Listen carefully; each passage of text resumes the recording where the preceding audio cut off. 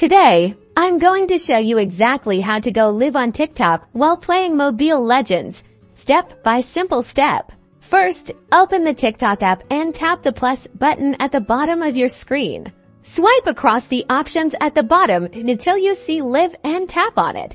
Now this is important. You can choose to use your device camera or pick Game Mobile and tap on it. Selecting the Game Mobile is the preferred way for streaming Mobile Legends. Next, give your stream a captivating title and write a short description to let viewers know what they're in for. Once you are ready, hit the Go Live button.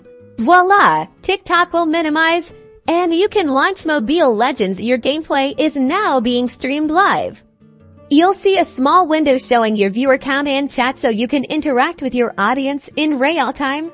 Remember to engage with your viewers, answer their questions, acknowledge their comments, and react to the game. This is how you build a loyal community. And that's it. You're officially live streaming Mobile Legends on TikTok. Now go out there, show off your skills, and have fun. Don't forget to like this video and subscribe for more tips and tricks, and check out my other videos.